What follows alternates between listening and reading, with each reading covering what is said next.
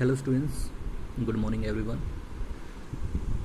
तो हम जो कल का हमारा टॉपिक था वो हम इंटरनेशनल ओलंपिक कमेटी के बारे में स्टडी कर रहे थे।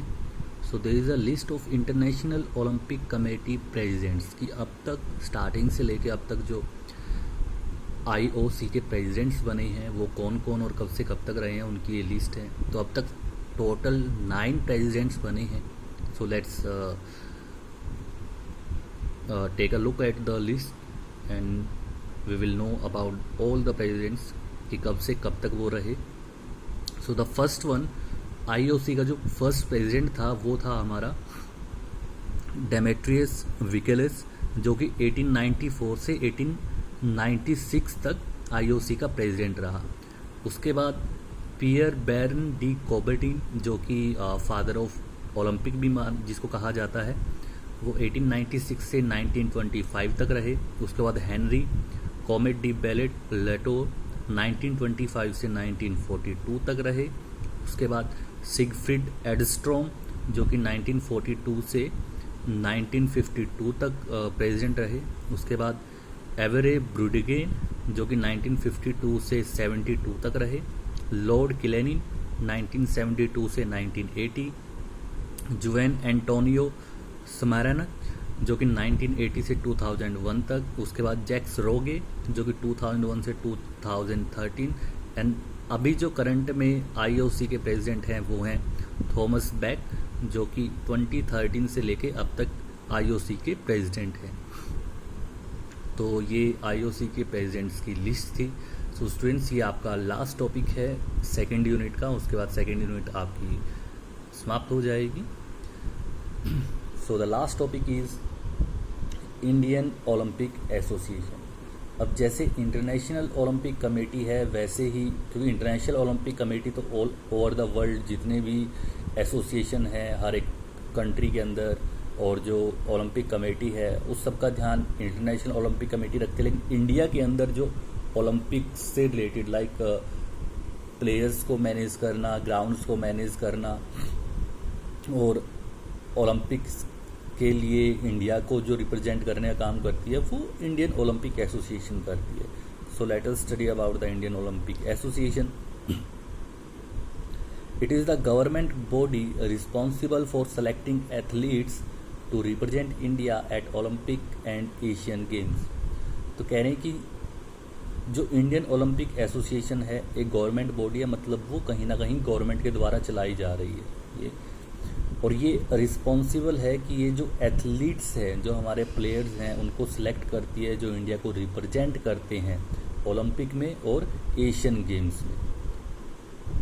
तो प्लेयर्स को सिलेक्ट करने का काम आईओए करती है, इंडियन ओलंपिक एसोसिएशन करती है हर एक गेम्स के लिए।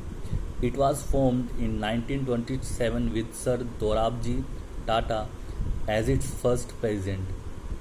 और जो आईओए है, इंडियन ओलंपिक एसोसिएशन को शॉर्ट फॉर्म में आईओए कहते हैं।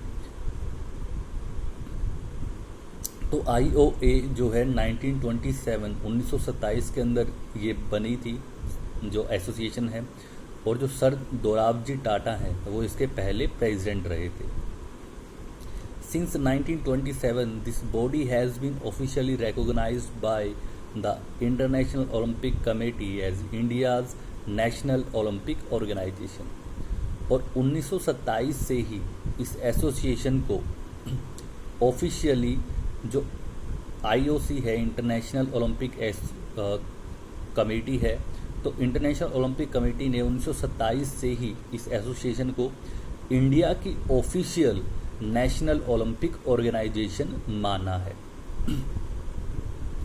The body has to follow the guidelines of the IOC, otherwise India can not compete under the Olympic flag. कह रहे कि जो ये एसोसिएशन है या फिर ये बॉडी है, ऑर्गेनाइजेशन है, जो भी है, इसको जो आईओसी के रूल्स और रेगुलेशन है, जो भी उसकी गाइडलाइंस है, उन सबको फॉलो करना पड़ता है। नहीं तो जो इंडिया है वो कहीं ना कहीं इंडिया के फ्लैग के नीचे कम्पीट नहीं कर पाएगा और उसको जो आईओसी का फ्लैग है, ओलंपिक फ्लैग है, उसके अंडर फिर परफॉर्म करना पड़ता है। मतलब कहीं ना कहीं आप कह सकते हो उन प्लेयर्स की आइडेंटिटी कि वो इस कंट्री से हैं वो छिन जाती है अगर आईओसी की गाइडलाइंस को नहीं मानती है या फिर उसको कहीं ना कहीं फॉलो नहीं करती है। ऐसा रिसेंटली हुआ भी था, अभी नीचे आ रहा है वही। Recently on 4 December 2012 international Olympic committee suspended Indian Olympic Association on the basis of corruption, government interference and not following the guidelines of International Olympic Committee। तो कह रहा है कि अभी दिसंबर 2012 के अंदर रिसेंटली इंटरनेशनल ओलंपिक जो कमेटी थी, आईओसी थी, उसने इंडिया की ओलंपिक एसोसिएशन को, जो इंडियन ओलंपिक एसोसिएशन है, उसको हटा दिया था, मतलब उसको सस्पेंड कर दिया था। वो कहीं ना कहीं ओलंपिक जो एसोसिएशन है, कमेटी है, उसके अंदर हिस्सा नहीं ले सकते थे। और उसकी वजह क्या थी? उसकी वजह ये थी कि आईओए पे, इंडियन जो ओलंपिक एसोसिएशन थी, उस पर करप्शन का इल्ज़ाम था। गवर्नमेंट जो इंटरफेरेंस थी, जो गवर्नमेंट है हमारी, वो उसके अंदर इंटरफेयर कर रही थी। और कहीं ना कहीं जो आईओसी की गाइडलाइंस थी वो उसको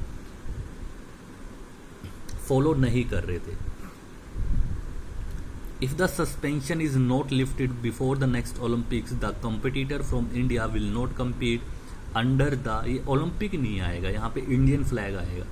तो कह रहे हैं कि अगर सस्पेंशन नहीं हटता है अगले ओलंपिक तक, तो जो भी इंडिया के कॉम्पिटिटर्स हैं, प्लेयर्स हैं, वो इंडियन फ्लैग के अंडर compete नहीं कर पाएंगे। मतलब उनके कहने का सीधा सा मतलब है कि उनसे उनकी नेशनैलिटी को छीन लेती है आईओसी, अगर जो हमारी एसोसिएशन है, इंडियन ओलंपिक एसोसिएशन है, वो सस्पेंड रहती है और उस पर सस्पेंशन नहीं हटता है। तो फिर उन सभी प्लेयर्स को आईओसी के फ्लैग, जो ओलंपिक फ्लैग है, उसके अंडर compete करना पड़ेगा।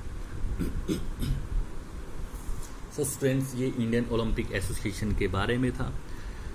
अब एक लिस्ट है जो हमारे प्रेसिडेंट रहे हैं आईओए में, इंडियन ओलंपिक एसोसिएशन में, तो उनको देख लेते हैं।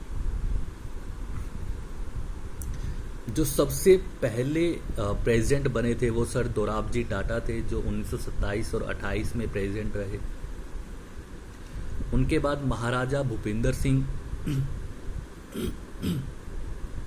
1928 से 1938 तक प्रेसिडेंट रहे। उसके बाद महाराजा यदविंद्र सिंह 1938 से 1960 तक, लगभग 22 इयर्स तक आईओए के प्रेसिडेंट रहे। उसके बाद मिस्टर भलींद्र सिंह 1960 से 1975 तक, फिर मिस्टर ओम प्रकाश मेहरा 1975 से 1980 तक प्रेसिडेंट रहे। उसके बाद अगेन मिस्टर भलींद्र सिंह फिर से दूसरी बार आईओए के प्रेसिडेंट बने और वो 1980 से 1984 तक प्रेसिडेंट रहे। उसके बाद मिस्टर विद्याचरण शुक्ला 1984 से 1987, उसके बाद मिस्टर शिवंथी आदिथन 1987 से 1996 तक रहे। फिर मिस्टर सुरेश कलमाड़ी 1996 से 2011 तक। उसके बाद मिस्टर विजय कुमार मल्होत्रा 2011 से 2012 तक। अब इनको कहा गया कि एक्टिंग प्रेसिडेंट, मतलब ये प्रेसिडेंट नहीं बने थे, ये सिर्फ एक एक्टिंग प्रेसिडेंट, मतलब प्रेसिडेंट का कार्यभार संभाला था, इनको प्रेसिडेंट बनाया नहीं गया था। उसके बाद मिस्टर अभय सिंह चौटाला 2012 से 2014 तक। और इसी टाइम पे कहीं ना कहीं जो इंडिया है, जो इंडियन ओलंपिक एसोसिएशन है, इनके टाइम पे, अभय सिंह चौटाला के टाइम पे ही उनको सस्पेंड किया गया था। उसके बाद मिस्टर नारायण रामचंद्रन 2014 से 17 तक आईओए के प्रेसिडेंट रहे। और अभी जो करंट में हैं हमारे डॉक्टर नरेंद्र ध्रुव बत्रा, ये 2017 में इंडिया के प्रेसिडेंट बने थे इंडियन ओलंपिक एसोसिएशन के, और अभी तक बने हुए हैं। सो फ्रेंड्स, यहाँ पर आपका ये चैप्टर जो हमारा ओलंपिक वैल्यू एजुकेशन था वो यहाँ पर आपका समाप्त हो रहा है।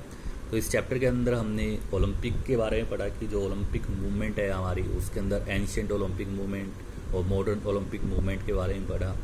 मॉडर्न ओलंपिक मूवमेंट के अंदर कब और कैसे स्टार्ट हुआ, कैसे फिर आईओसी का गठन हुआ, फिर कैसे आईओए बनी हमारी, इन दोनों ही जो एसोसिएशंस हैं, ऑर्गेनाइजेशन, इनका क्या क्या काम है, तो ये सब कुछ हमने इसके अंदर स्टडी किया था students. So that's all for today students, thank you everyone.